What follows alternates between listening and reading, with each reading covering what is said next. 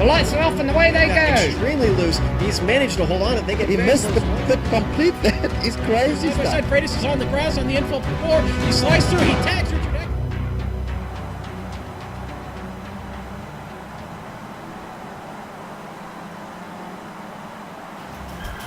The venue may be flat, but it is far from smooth as the Absolute Beginner League's Formula Neagle visits historic Sebring International Raceway for the penultimate round on its Season 11 schedule.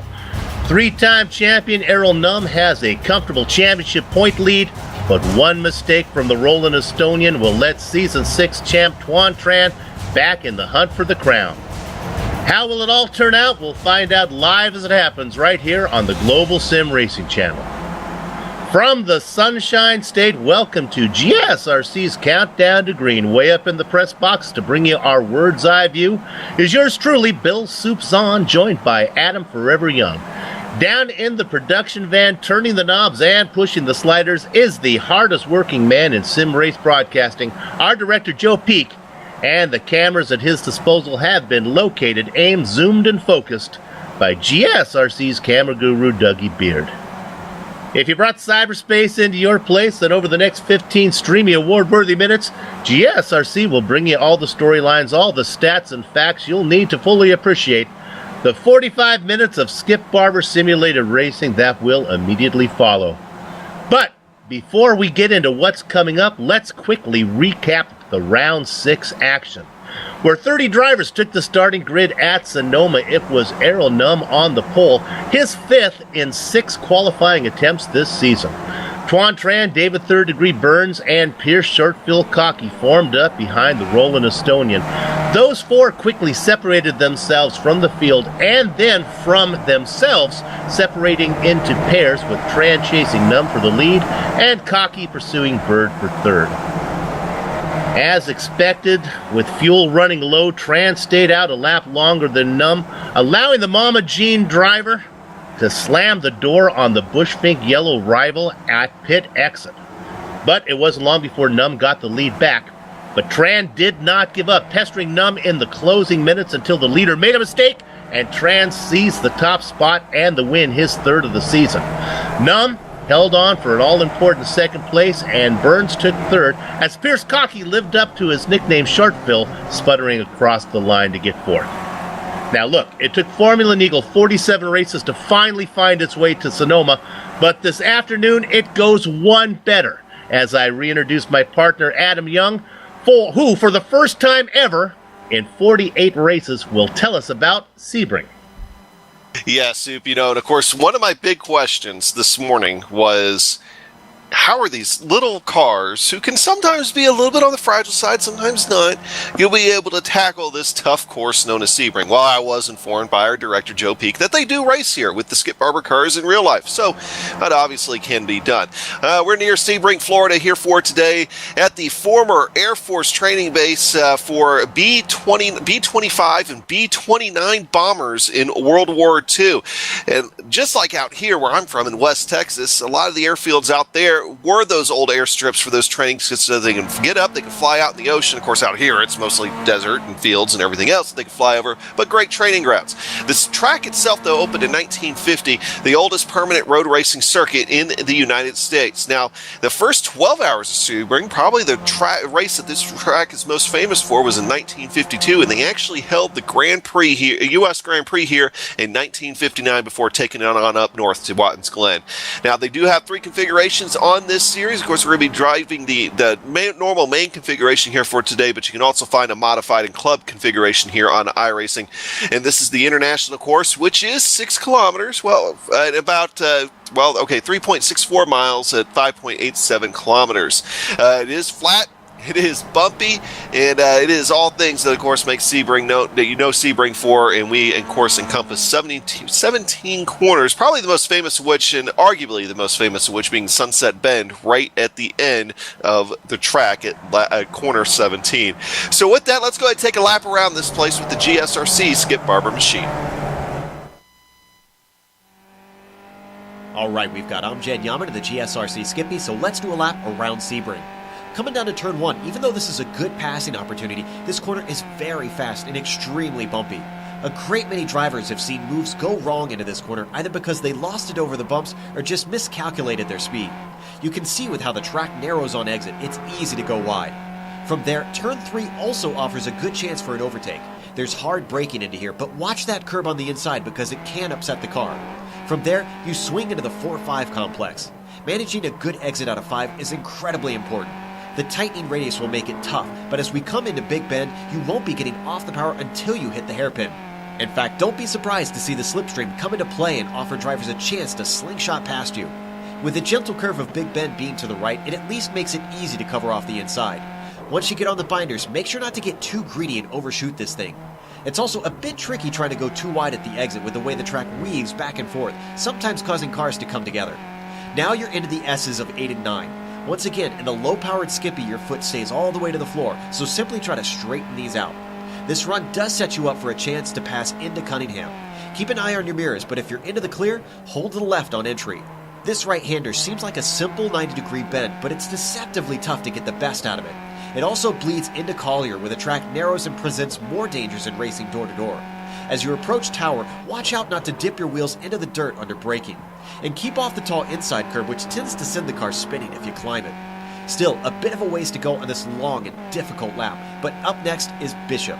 There's 2 apexes here, but simply try to take them as one long arc and then line yourself up on the left-hand side of the track. You need to do that because Jean Dambien comes up right away. This is a pretty fast right-left sweep, but the critical thing will be holding off to the left to maximize your run through Le Mans. This is easily the most important turn of the track. It leads onto the Ullman Straight, and every ounce of momentum you can carry will make a difference. This is another spot where you're going to see drafting happen all race long. Battles will swing back and forth unless someone simply uses it to save fuel. Ideally, you'll want to sort it out before you get into Sunset Bend. This is by no means a straightforward 180-degree hairpin. The entry has this nasty kink, there are bumps all throughout, and the wall to the inside makes it very blind. I don't think I've ever taken this corner the same way twice. From off the corner, you'll want to get to the power early, and hopefully, if you kept it all together, you've now finished a lap around Sebring.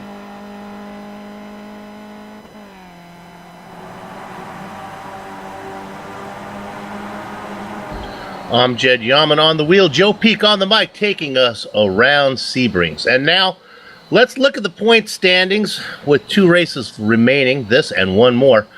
You know, with no drop races and a short 8-race schedule, one bad result can ruin a season, as Tuan Tran will attest. A 32nd place finish at Montreal has the Mama Jean Racing star looking up 18 markers to Bush Fink Yellow's Aeronome in the lead. If misery loves company, then Tran and David Third Degree Byrne should get along swimmingly, as the DBR2 Stupid Dog driver has also a toe stub, a 28th-point finish at Summit Point. Christian Cabanca's best result this season has been a 5th, but his worst result is only a 7th. Allowing the Haas CCR driver to hold station in 4th.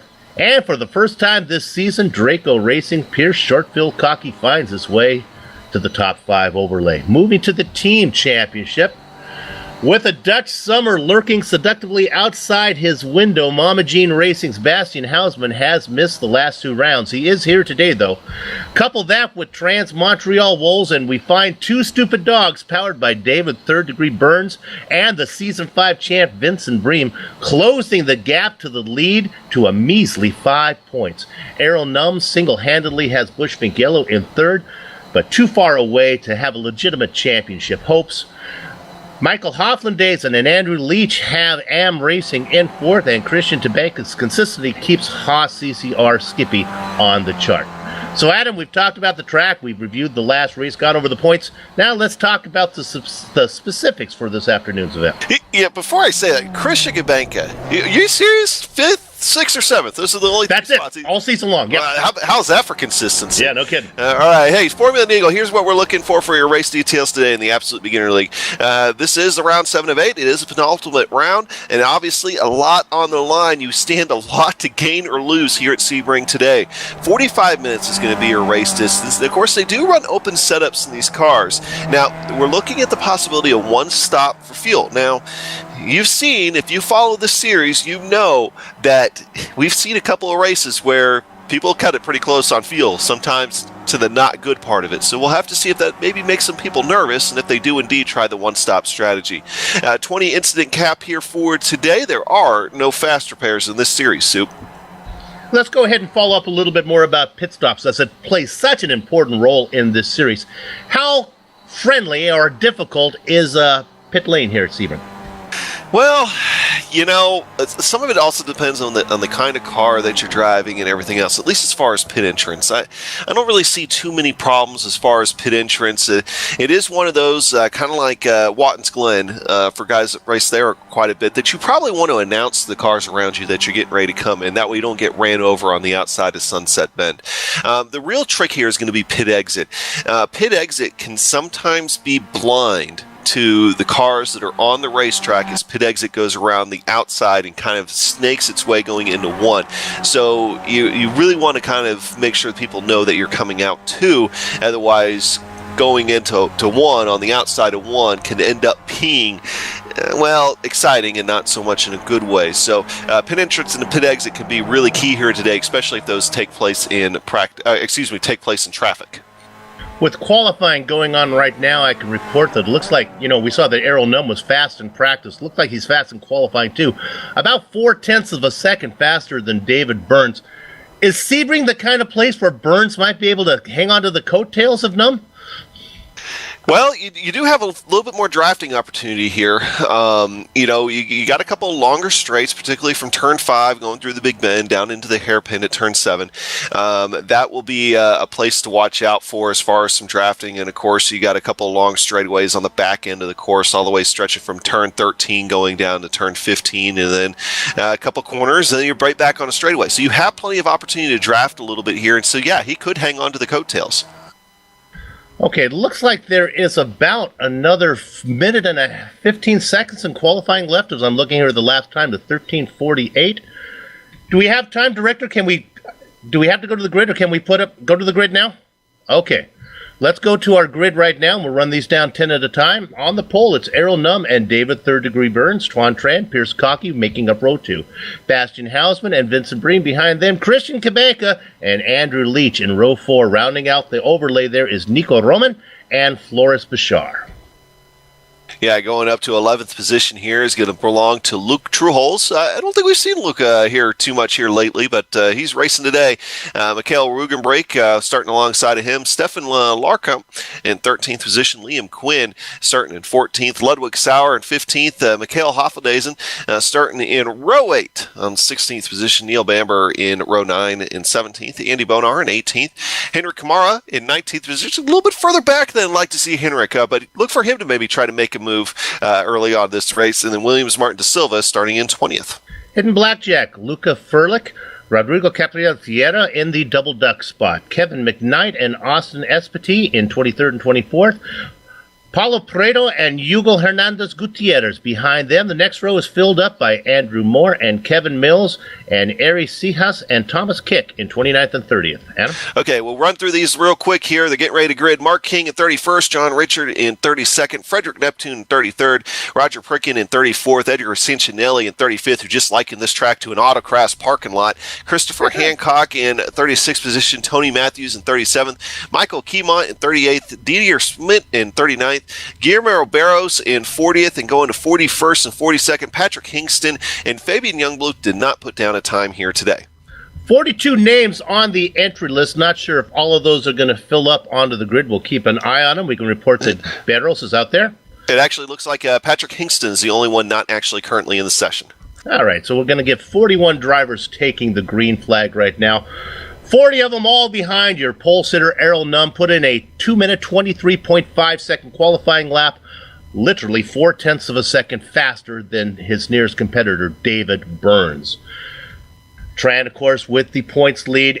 His biggest rival in the points, Tuan Tran, sitting inside of row 2 as we wait for everybody to get gridded up out there. We have a little time left. We're not going to put up the graphic for it, but we'll tell you the number to know today was 1.8. That is the average incidence per race that has picked up by Nico Roman. He is the cleanest driver of all the drivers out there.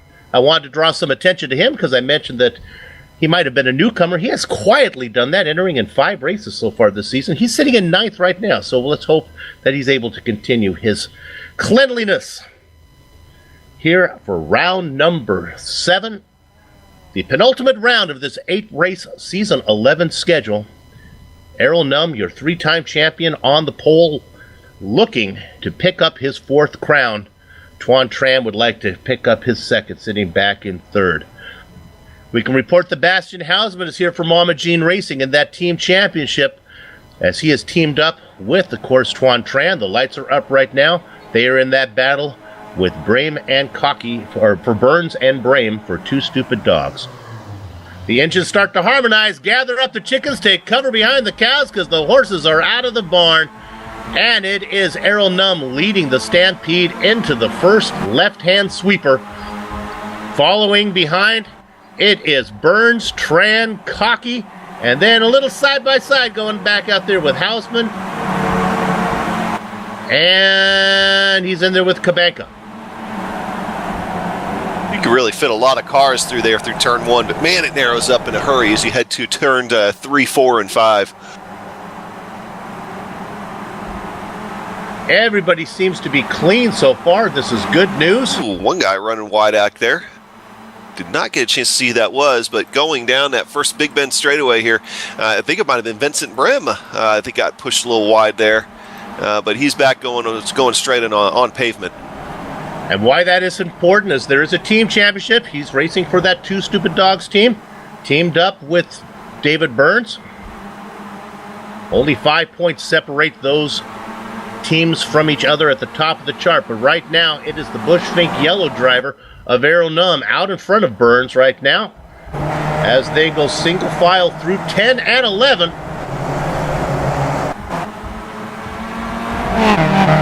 So far, very, very clean from all the 40-plus drivers that took the grid. Little battling going on. I have to go back to 27th position and get back to Kevin McKnight and Mills before I really find a battle.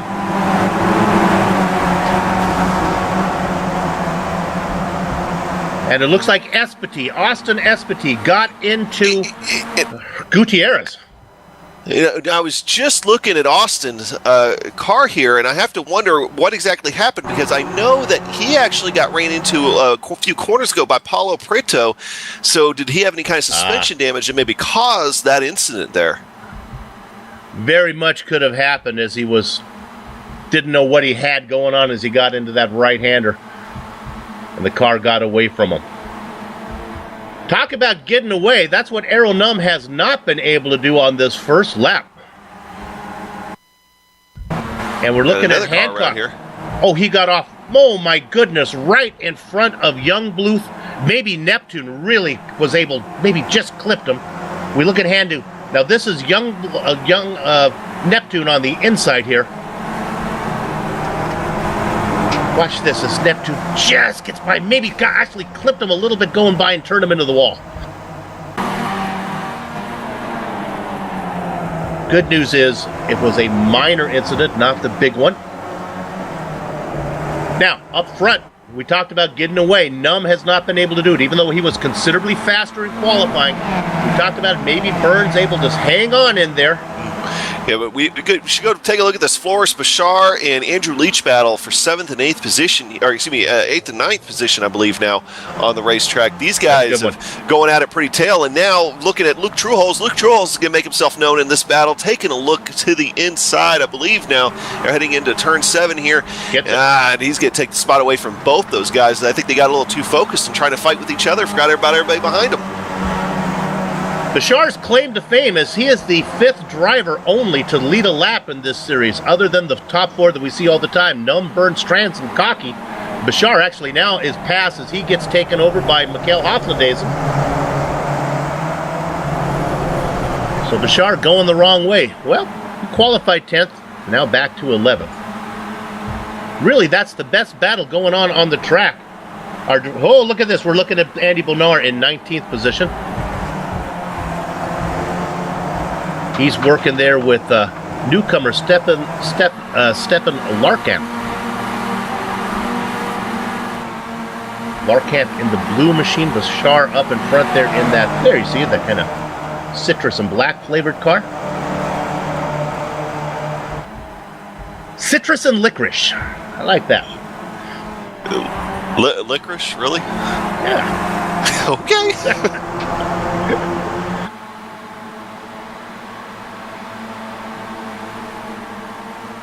Had an off there from somebody, but it looks like it's okay. Look at them spread out down the line as they span out going into, what is that? Can't tell what corner that is. They're the Ullman Straight heading into Sunset Bend. Yeah, they're going to try taking it 3 wide. I think there for a second they were thinking about it through Sunset Bend. Sunset, and look at this, 4 wide now. Ooh.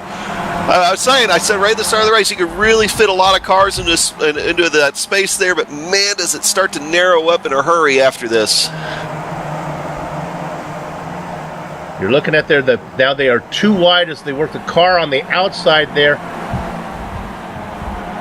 That is Fiera. He's out in front. Camaro back there behind. Look at the battle going on. That's Neil Bamber in there as well.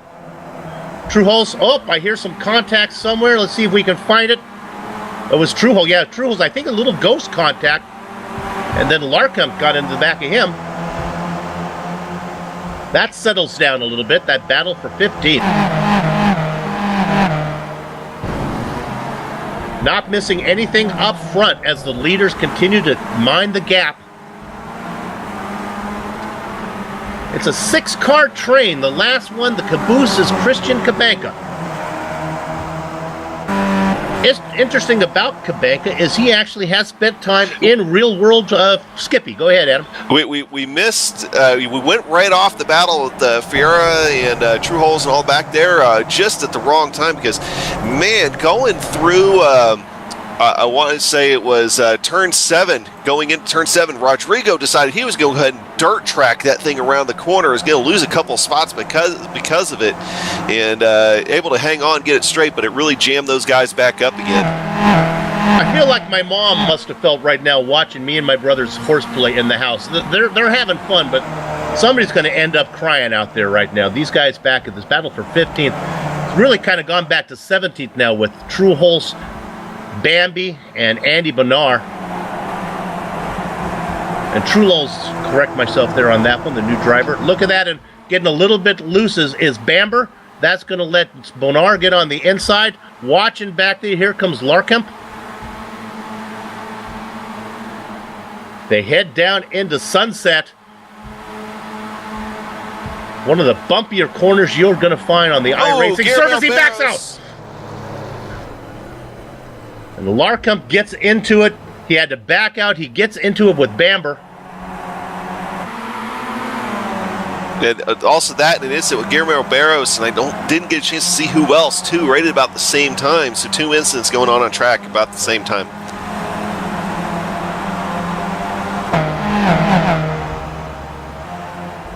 Looking back there, we can report that I guess that Larkham is going to stay out there.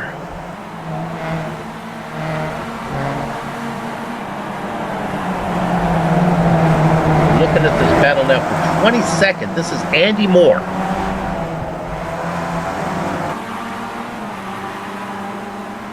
Now he's right behind the Moore in there with McKnight behind him. They are chasing the Strudelmeister of Thomas Keek.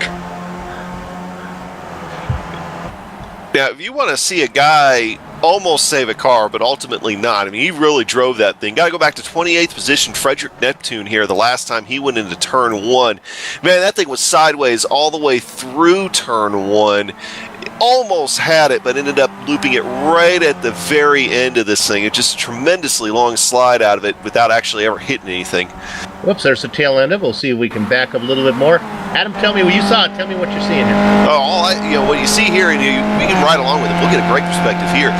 He's going to go flying off into 1, and I think he gets in just a little bit too hot. And then that back end just tries to step around. He's trying, and I'm going to go ahead and spin her the rest of the way around. But man, he hung on to that thing for a long time. Let's go to second real quick, as it looks like Tuan Tran is going to make a move on Burns.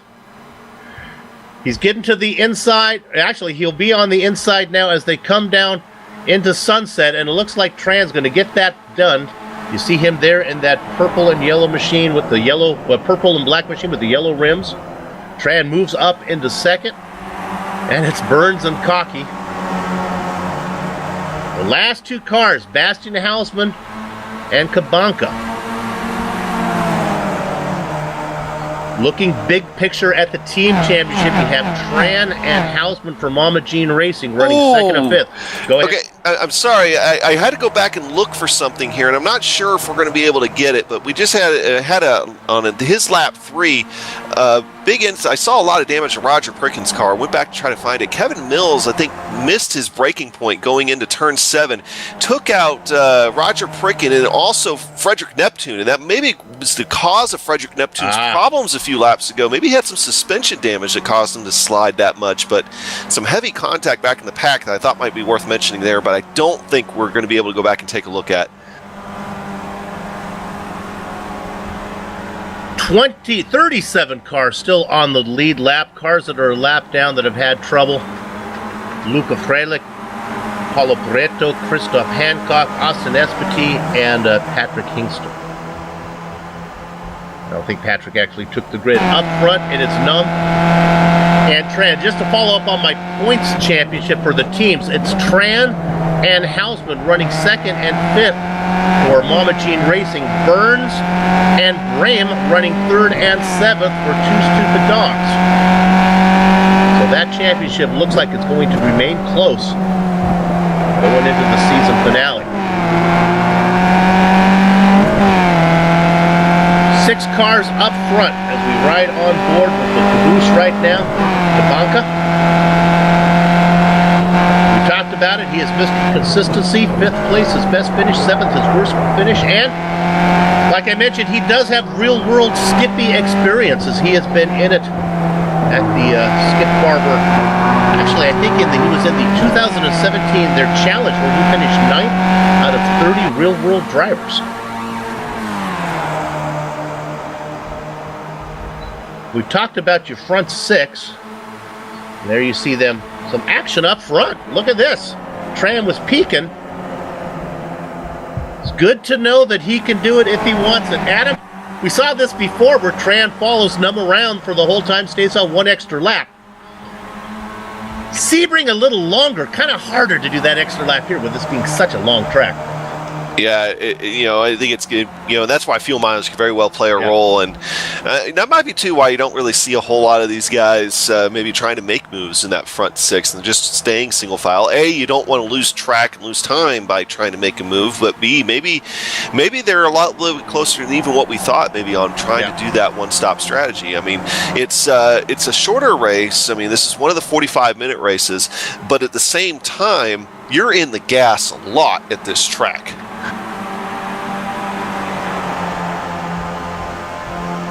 We look ahead now. just to follow up on fuel, and we talk about saving fuel. Yes, they all start with the same amount of fuel, and Tran is actually backing off. He was going to have a run on Numb, and he didn't want it. They all start with the same amount of fuel, but like we say so often, and I say this only for new viewers, they don't burn the same amount of fuel. And right now, with Numb out there doing all the hard work, Tran probably burning a little bit less. We talked about your front six and we ride on board. Look at the suspension go up and down. This is a great track to have this camera shot at, because they don't get much bumpier than Sebring. My wife was watching one of the broadcasts. She said to me, how can a track be flat but not smooth? And I had to explain to her, there's a difference.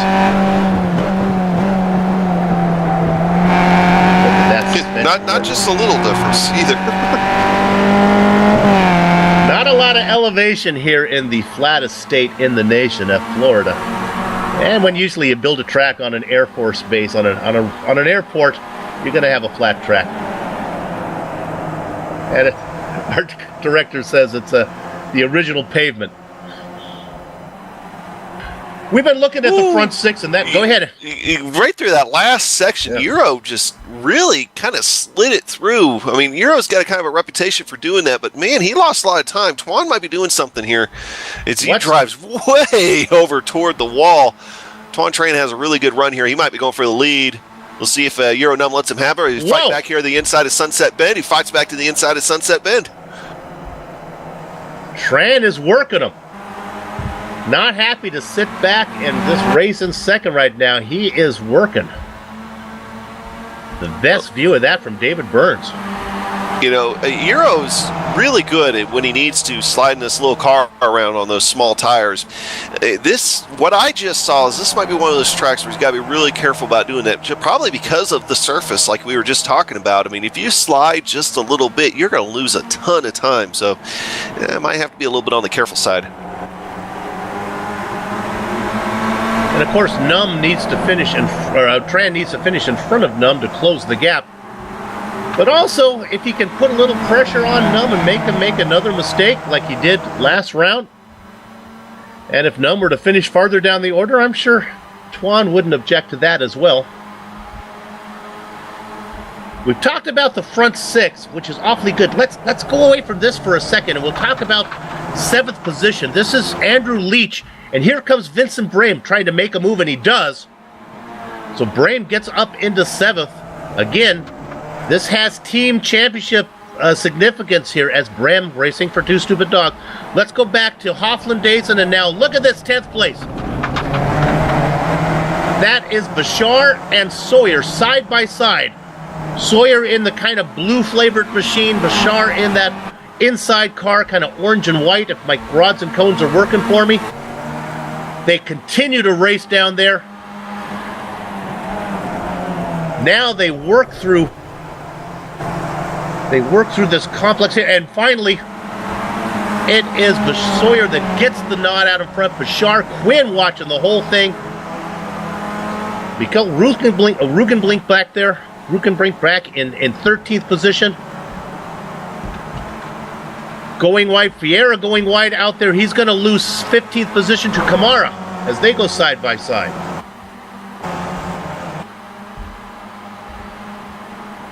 Great racing as now they go through 15. Heading down to Le Mans. And then on the throttle down the Ullman Straight.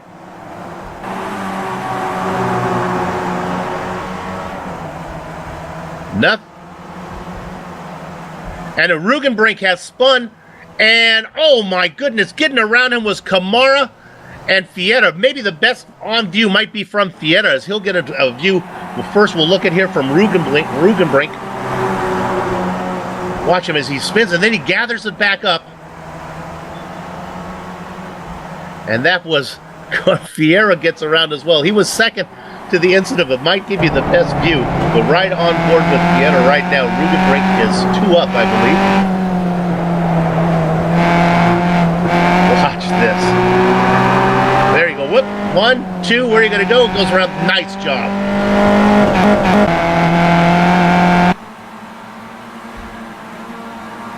Yeah, you brought up Henrik Kamara, and he started 19th on the grid here for today, and obviously just had a little bit of an off trying to avoid that incident right there. But still now that gives him another spot. So now he's up 8 spots. He's one of those drivers that I thought definitely wouldn't finish back there, and he's making waves trying to get in the top 10.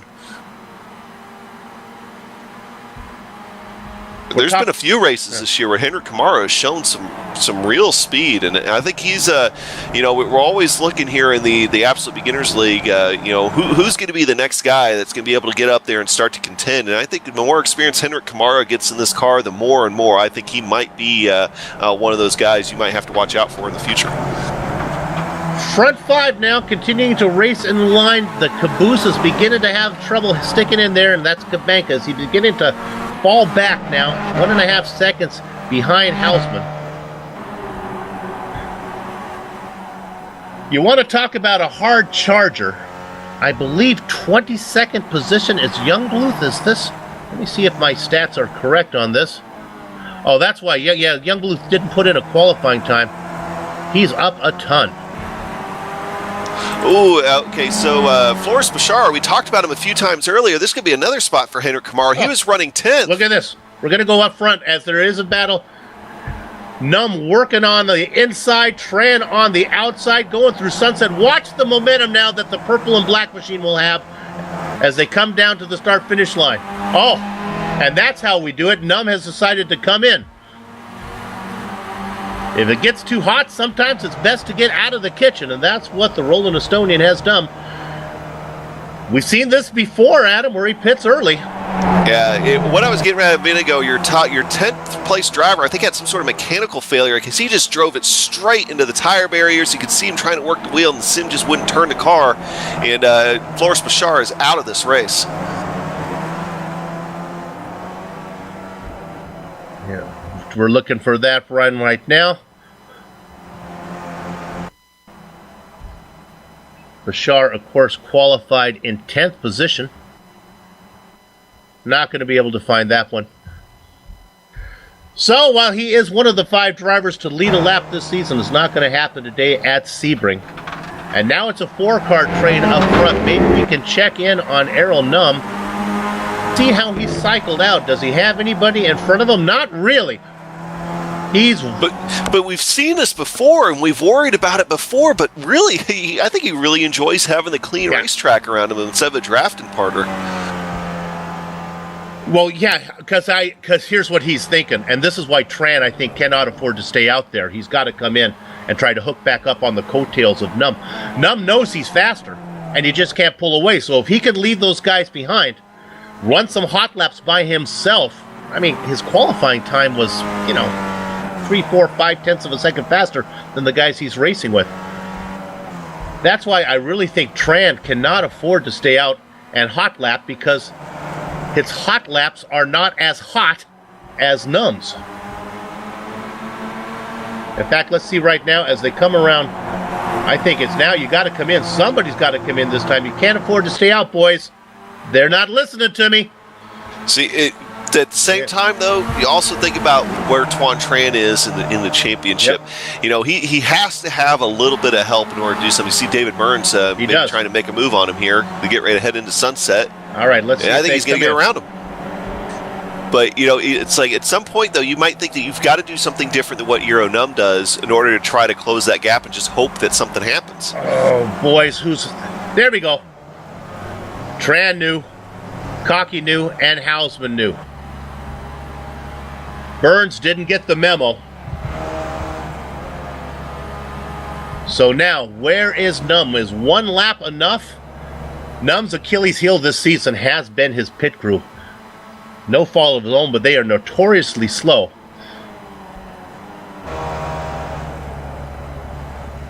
Our leaders remain in order there. Tran, Cocky, and Hausman.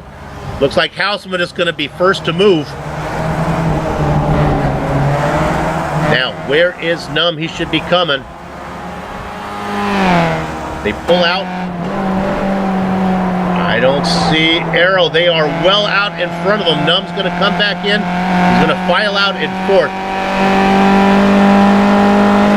Driver that doesn't within belong. sight. Yeah. That's Pritkin there running fourth in line right now, that kind of yellow car. Num gets around him. Yep.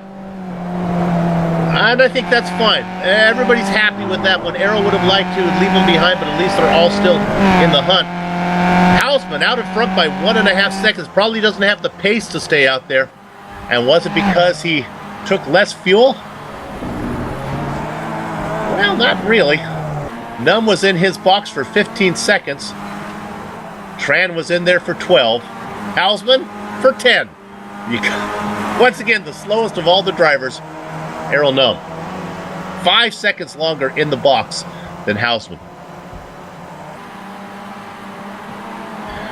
And Hausman was, of course, riding in 4th and 5th position the whole time, lined up on the rails of that train, so maybe he used the least amount. But right now, Mama Jean, my 95-year-old mother-in-law, full disclosure, happy right now, watching at home. Too early for her martini. Tran off in the dirt as she watches her two drivers running 1 and 2 right now. Shortville back and forth, and now here comes Num as Num makes the move on Cocky, move Num up to 3rd.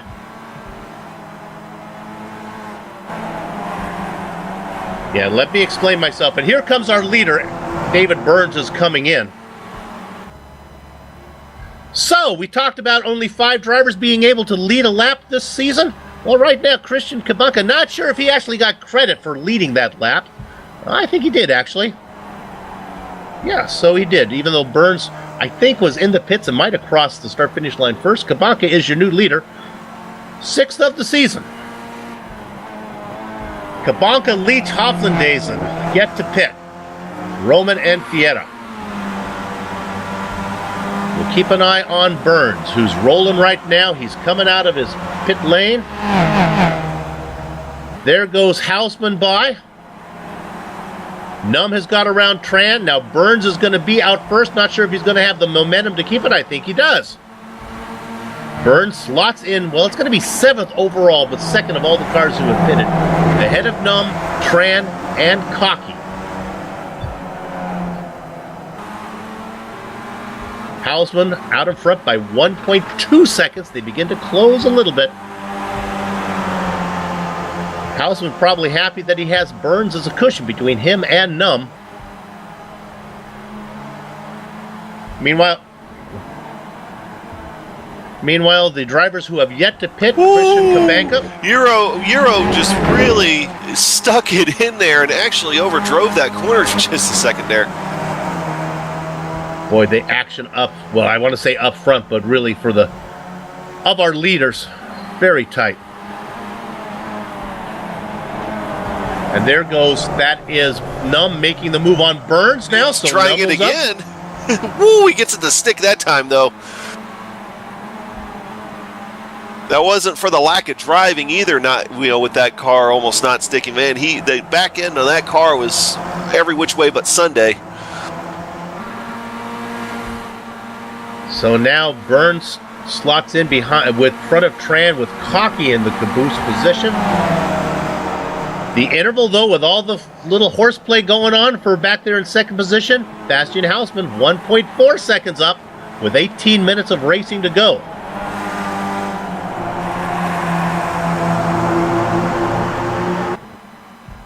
Kabunka is in, and I believe that's going to turn the lead over to Andrew Leach if he can stay out, and yes, he does. So we have another leader. 3 wide for 2nd. Look at this, dumping to the inside, making it work. That is Num. Behind is Tran on the inside as they work through Sunset, now heading down the main straight. Hausman has to love seeing this in his rearview mirror right now. Tran and Burns close side by side more or less as they come into the sweeping left-hander that is corner number 1. Burns is going to keep Tran out there a little bit. They negotiate that. Okay, now they slot into order.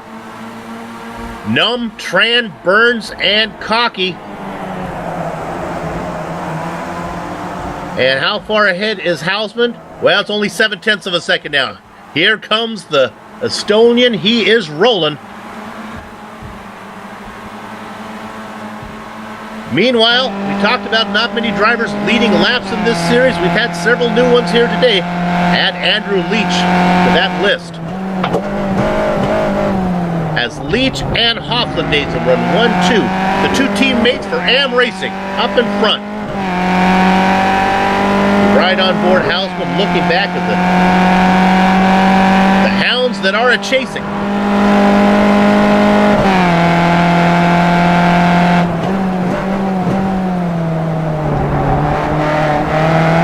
Dad used to say the hounds are after the hare, and it won't be long till the chef's cooking up the Hoffenpfeffer. And right now, the rabbit is Bastian Hausman.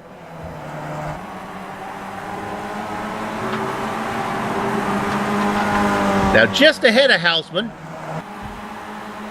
is Rodrigo Catarina Fiera. Now, he's going to have to pit. He's currently racing in third, but I expect him to get out of the way as he's yet to make his stop. That is our director Joe Peak's favorite car today, by the way.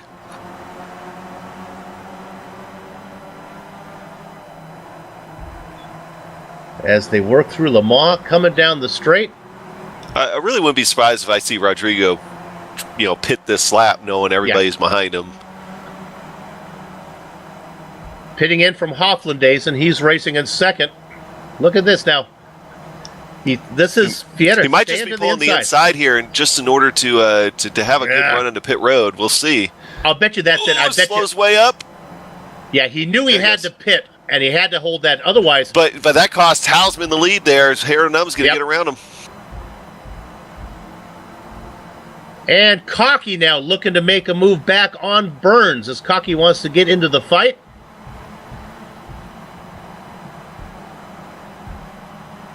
So Hofflandaisen comes in, as did Fiero. Somehow, Andrew Leach. Cinderella stays late at the ball as she remains out there, but the clock is going to strike 12 soon for Andrew Leach. 14 seconds up on Errol Num.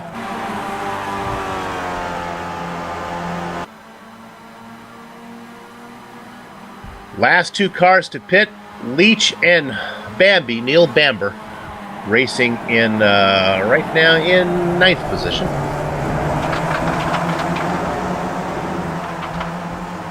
Adam, unlike previous races where it came down between Num and Tran, I'm not so sure if there aren't going to be a few more names mentioned here when we get into the end.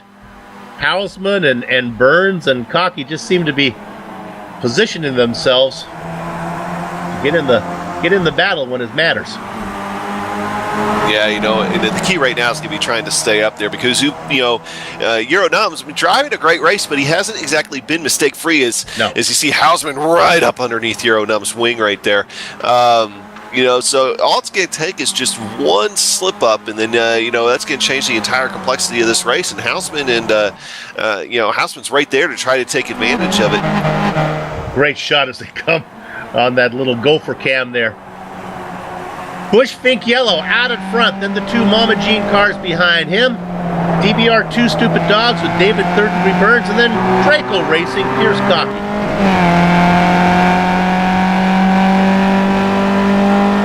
Running in 6th right now, well actually 7th overall, but is Christian Kabanka as we continue to wait for Andrew Leach to come in and make that stop. And he does right now, so that'll put things back in order. He's right on board with Short Pill looking ahead of the 4 cars in front of him. 3 cars as Cocky has got around well, there we go. That's where now we're back in order. There we have it. Oh, pass up front. Let's see who that is. Was that Hausman pointing at you? Hausman's trying. He's got the preferred line, but quickly won't here. Just where the track narrows up and start heading into turn 2. Now swing back left, and actually Hausman is going to have to give it up to his teammate as Twan Tran tucks in there. He gets second. Hausman drops into third. Adam, little team orders there. Maybe Hausman will get back to third, play a little defense. It's certainly plausible, and I mean I wouldn't doubt that at all. I'd also think that the other scenario too might be that maybe Hausman just didn't like the line that he was in and didn't want to endanger his teammate knowing that he's in there in the championship hunt. Either way, his teammate definitely was foremost on his mind right there, whether it be letting him have the spot through team orders or letting him have the spot through I just don't want to risk it. You get confused about those two Mama Jean cars. One is purple and black, the other is black and purple. Probably the easier way to do it is the different rim colors, Tran with yellow. And Bastian Hausman, in support of his native, the Netherlands, the Dutch driver, racing orange, which is for whatever reason, the favorite color of the Netherlands. Nobody knows why that is. Maybe we can come in and one of the Dutch drivers come in and talk to us right now. But right now, the country that's on everybody's mind, and that is Estonia, as Errol Num is out in front by half a second. I don't think he's far enough away to run away from this, as Tran's got to be careful, though. 11 minutes of racing to go. So how do things fare out behind them? Did things sort out the way they should? Well, Kabanka is in 6th. Rehm is in 7th. Now, what about Leach and Hofladezen? Well, Leach, remember, they were running together. 1-2 was Leach and Hofladezen up in front before they came in. Leach is out in front by about 1.2 seconds ahead of his teammate, though. Running in 9th is Hofladezen. Rounding out your top 10, Mr. Excitement. And certainly that name would not apply to him today, as he's had a quiet race back there in 10th position. That is Liam Quinn.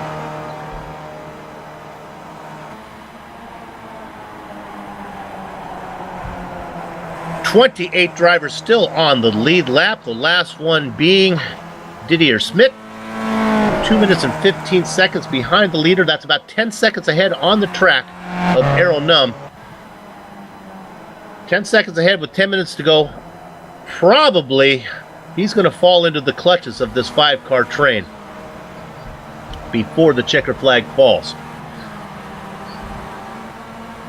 Looking at this battle for 13th right now. This is Nico Roman. I mentioned him real quick. He's notoriously clean this season.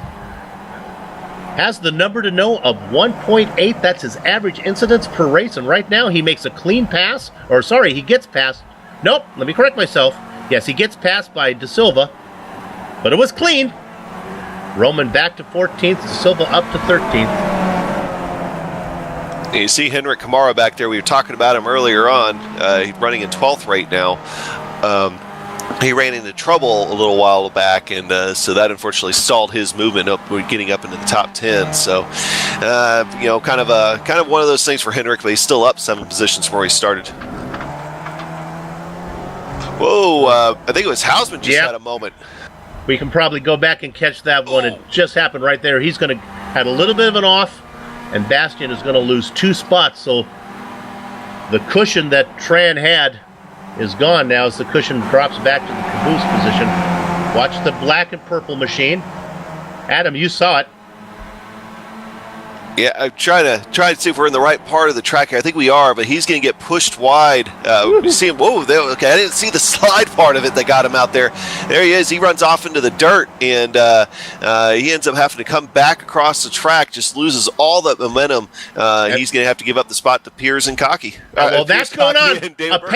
A pass for the lead, as Tran has made the move in Sunset. Live happening right now. He hasn't closed it out yet. Momentum from Num, who took the wide line around the final corner, has a run back on Tran. Tran holding it to the left. That's the defensive line into 1. Num moves out to the outside to try to get a good entry into 1. Now they both do. Let's move Tran up to the lead. And it's about 1 second back from Num back to the 3 cars behind, Burns, Cocky, and Hausman. The incident that Hausman saw, that we saw on the replay, caused Num and Cocky to check up a little bit. They lost momentum, so they lost contact, and at that very same time, Tran took advantage of Num, and now the 2 drivers out in front of the points are out in front of the track. But here comes Num right now, looking to move to the left. That's going to be the outside line as they come down into the hairpin. This could be a case of outbraking Let's see who can break the latest. I say they break at the same time, but the preferred position goes to Tran. But now look at the drive. The Num gets off of the corner, and he gets the spot. Some great racing with just over 7 minutes to go. Well, that's called racing with two guys that trust each other right there, too, to try to make that move work there coming out into the hairpin. But what that does, that battle through the hairpin had slowed them down enough that it has allowed David Burge to get back in the mix now. Look at those overcast Florida skies that they race under. That runs wide. Really wide, but I think that's okay. I don't think he's going to lose any momentum. Just kind of pushing the envelope of the track boundaries. There is an incident cap, but the drivers know where they sit, how many they have left, and sometimes you can use them almost like a push to pass. Save them up and steal a little bit off the track where it'll let you.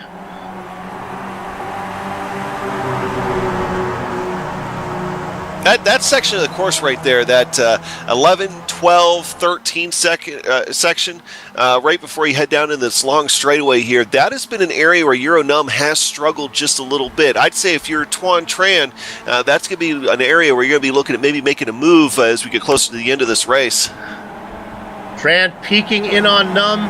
Oh, the car gets a little bit of loose in front of Burns. All the while, Hausman peeking on the back of Cocky as well. 5 cars up front. Tran didn't have a great run out of Sunset. That could open the door for third-degree Burns if he wants it. Num, Tran, Burns, Cocky, and Hausman. My gosh, that's almost, with the exception of Hausman, that's the same order that they are in the points. The only one missing back there is Kabanka, who should be up in 5th right now. He races in 6th, so the top 6 drivers in the points, the top 6 drivers in the track, and almost in the right order.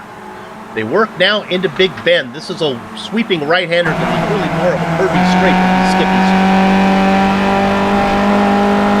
This is where you can get a run down into the hairpin, which is a passing zone if Num wants it. We ride on board with with Tran right now. Sorry, if Tran wants it, we ride on board with him. He can't make the move there. There's the traffic. We talked about it. It is Dieter Smith. We thought we'd get there before the checkered flag falls, and we have.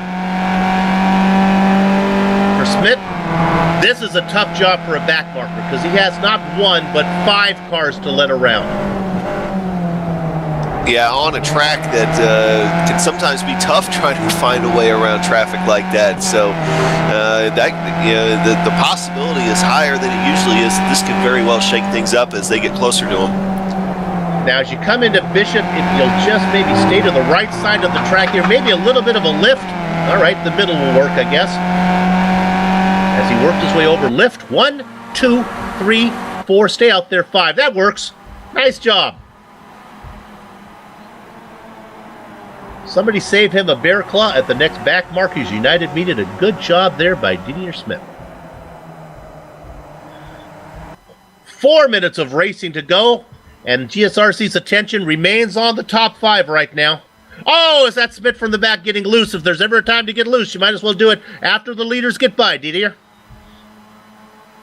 Well, it got loose and managed to keep it out of anything, too. Okay, now, going into Sunset. This is a pass. Now, this time, Tran's going to try to get the run. They go around here. This corner is as bumpy as a corner you could ask for. Tran is not going to get a good run on the outside. Now he's in the defensive line as Burns moves up on his right as they head down into 1, which is going to go to the left. Burns and Tran side by side right now. Burns will probably have to back out of this. Tran, though, will not have a good entrance in here as it's shallow.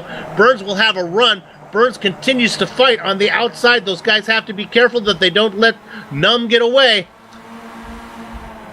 They sort back into line. Adam, you got to think that Cocky and Hausman are going to start to get impatient a little bit.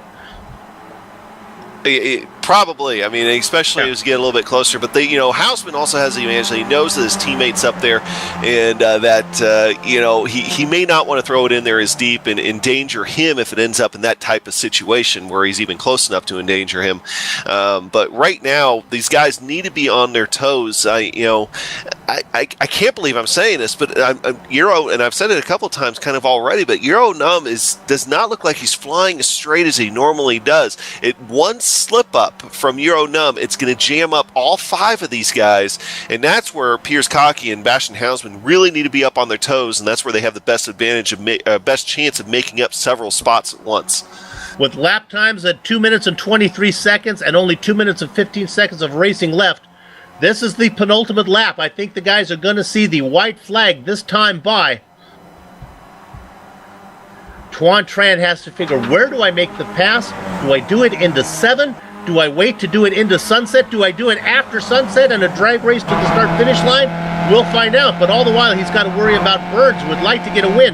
Burns had a win in the opening round of this season and would like to pick up another one right now. Tran's got 3. Num has 2. All the winners up front right now. 4 championships split between the front 2 guys. Num with 3, Tran with 1. Now they come down the Ullman Straight, heading into sunset. Tran's got to be careful that he doesn't yield a position to Burns. Burns knows he probably can't win from 3rd, so he's going to try to get in there to 2nd right now. This could be the best news that Num could ask for with those 2 guys battling behind him. I think Burns knows that, and he backs out. He gives Tran a good run through sunset. They run 1, 2, 3, 4 with Cocky, falling off the pace as Hausman. That's really now, it's a party of 4 up front. Look at Num take a defensive line into 1. He's protecting that left side. Tran on the outside, trying to get a run. Tran drives it in deep. They are side by side through the sweeping left-hander. That is 1. Now it'll come. Oh, Tran gets a little bit loose. Burns trying to find his way in there. Again, we have another left-hander coming up. Can Tran make it work on the outside? No. He has to back off a little bit. Num has position, but Tran doesn't fall back into 3rd position. Oh, I spoke too soon. Here comes Burns working in there. This is going to slow down the lap times of Tran and Burns. And right when they needed a good run down Big Bend where they could make a run into the hairpin, I don't think it's going to happen as the fight continues back for 2nd. Loving it as the rolling Estonian up there. Burns looking to the inside. Burns backs out. Tran's going to have a chance to get back up in the hairpin. They catch their breath and they try it one more time. This has allowed Cocky and Hausman back into the mix. But I don't think you can win from 4th or 5th right now. Cocky has got to find a way to move up the order if he wants to get to the checker flag first. Num out in front. Tran behind him. Burns watching from 3rd position. They go through the right-hander. Now through 11 and 12.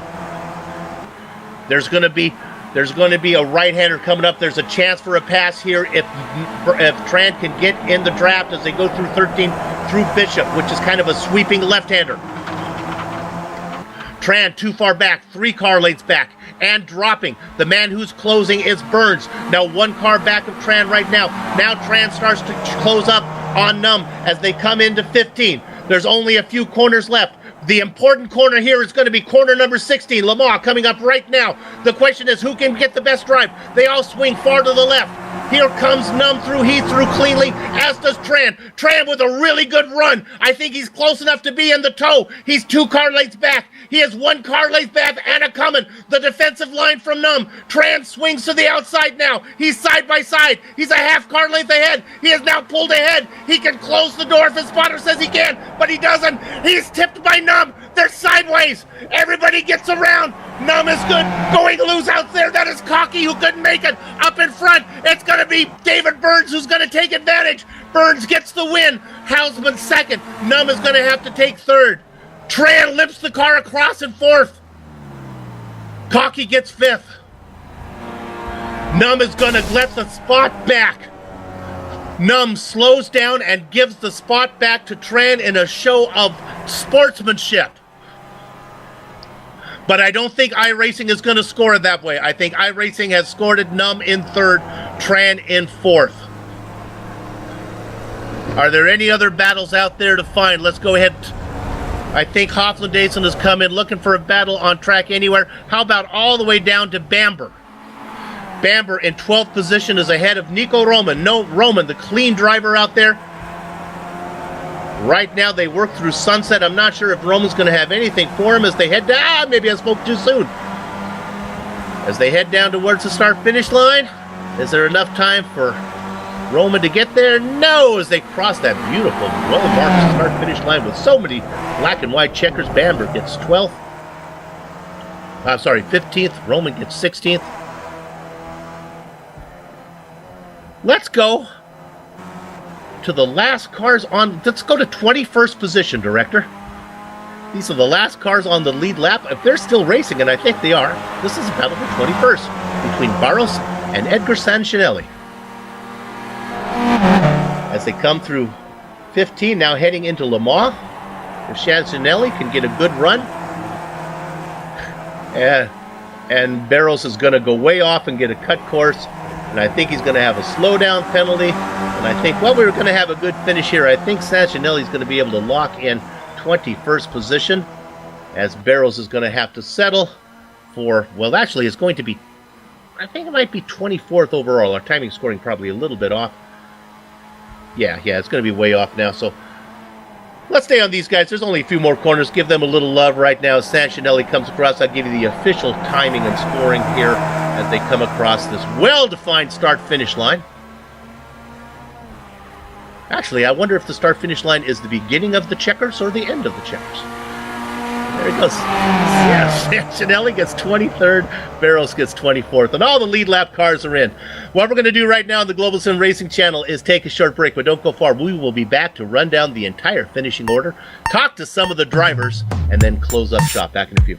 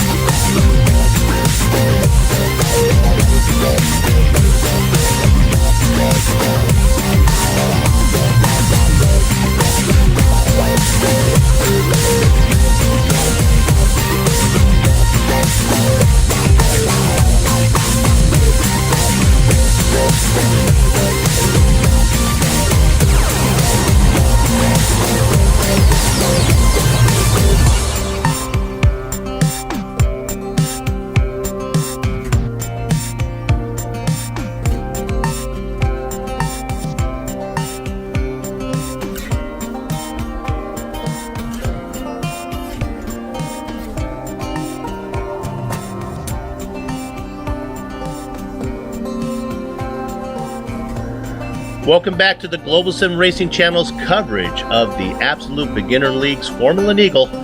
Round 7 of 8 on the Season 11 schedule from Sebring. What we're going to do before we go to the standings, we're going to show you this contact, the pass for the lead here at the very end between Tuan Tran and Aero Num. Adam, what do you see? Yeah, you got Euro Num there. He's taking the defensive line. We see Hausman and Burns spread out. Now, as Tran actually gets a really good run in here. He had the opportunity to shut the door on Euro Num, didn't take it. I think he was leaving room for a competitor, and then they just touch wheels. At least in iRacing's views, they touched wheels. Sometimes we do have that little thing called netcode in SimRacing, and it kind of got him a little bit there, but it looked like they might have been pretty close to almost touching anyway, even without the netcode. But locked wheels, David Burns able to drive by, take the win in this race. Hausman in second. Here's it is from Burns' view. You can see them fighting on the inside, and you see Tran clear, but Euro Num fights back, and they get close touch, and that's all she wrote. Hausman was able to pull away and still come home with a 4th place finish, but obviously not the win that he was hoping for. They are going into sunset, and our director, you're going to have a real good view from Piers Cocky. Actually, you watch right along with Piers Cocky. Piers Cocky ended up being a victim in this as well.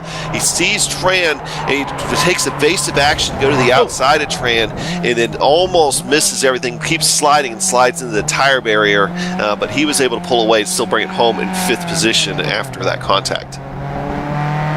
And then we can do one more from up above, and we're going to follow it a little bit longer here as we're on here with Cocky. We'll see if we can get up above here for a second. We have time. As we get off, we come there. We're going to look up above, and we're going to watch the very ending here. Now, it's not so much the contact that we're going to follow, as there you see Tran making the move in the purple car on the outside. They get together with Num. But watch what happens afterwards here. We'll stay with it the whole time. The contact is made. Tran spins away.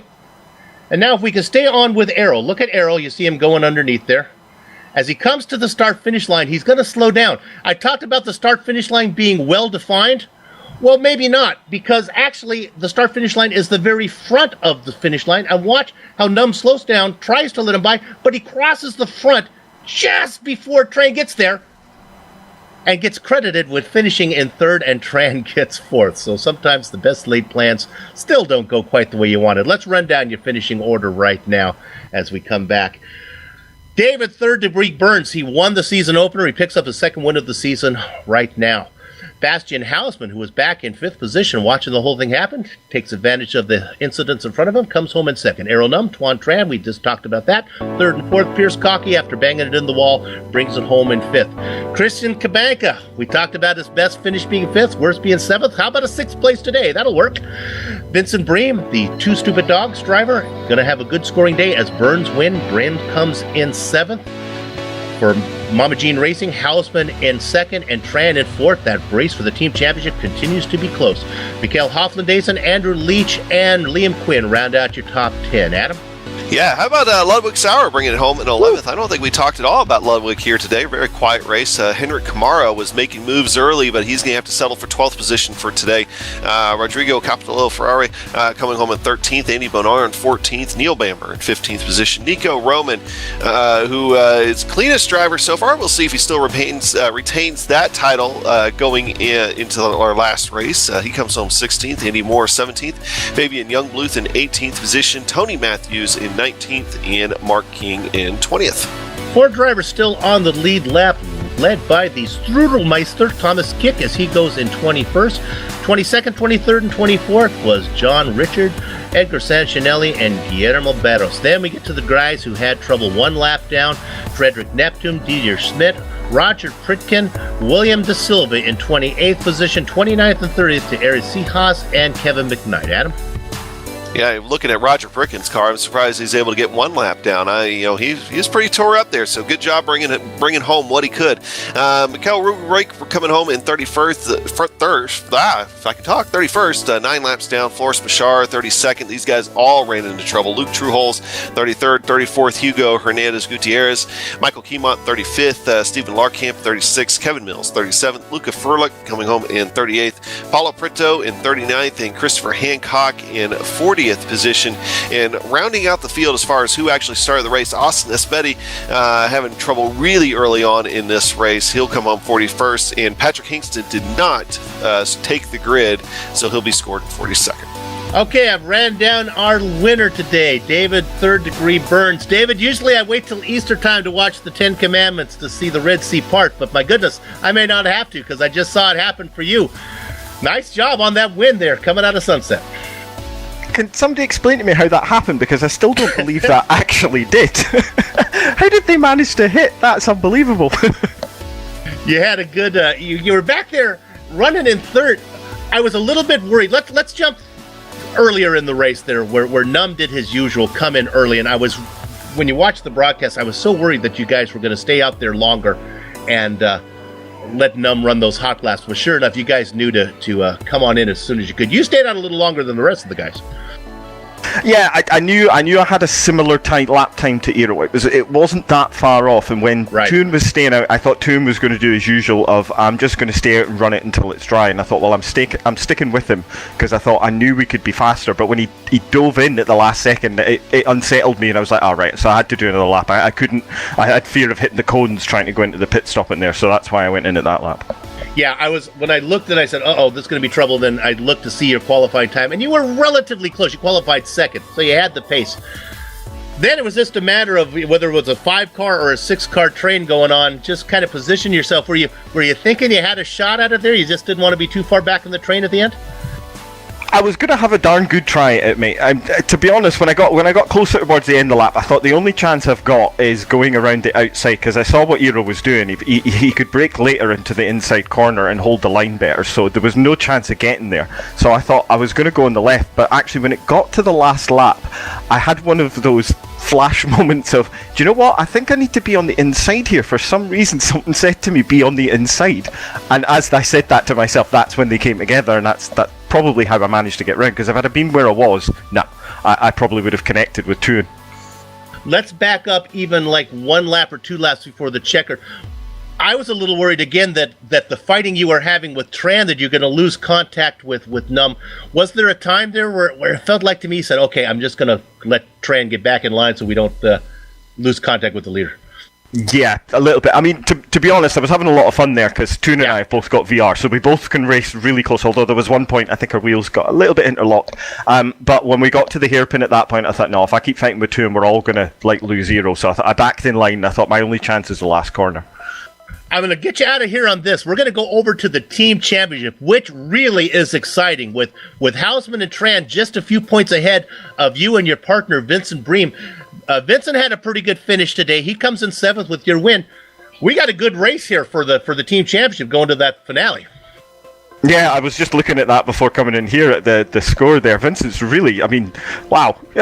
Unbelievable, to be honest. His consistency's gone through the roof, so it's really, really good. Yeah, it should go right down to the last race, I think. All right, well, good luck to you. See if you can get another win next time out, and good luck to your partner as well, and DBR2 Stupid Dogs. David Burns, your winner today. Cheers, guys. Adam, who do we got? You got somebody we can talk to here? Yeah. Let's go ahead and drag down your second place finisher today, Bastian Hausman. Bastian, you got a little exciting there at the end. Tell us what Sunset Bend was like from your point of view. I was. It was pretty exciting. I think I got 3 places for free. I was trying to get a little bit to the inside of Piers Cocky, and then I saw the smoke, and Piers decided to go to the left, and I decided to go to the right, and I happened to make the right decision. And then I tried to get a run on David, but that didn't work. So congratulations to David for the win. Well, you made the right choice there, and you also made the right choice of coming in when you guys did, as far as the pit stop cycle, and put you out in front there for a little while. Now, did you think while you were out there in front and you were seeing those guys battling in the rearview mirror that you might be able to hang on and maybe do something with the race there, as far as maybe trying to win? First I was a little bit afraid, because I was like, how can I be in front? Maybe I underviewed a little bit. But then I just tried to drive away.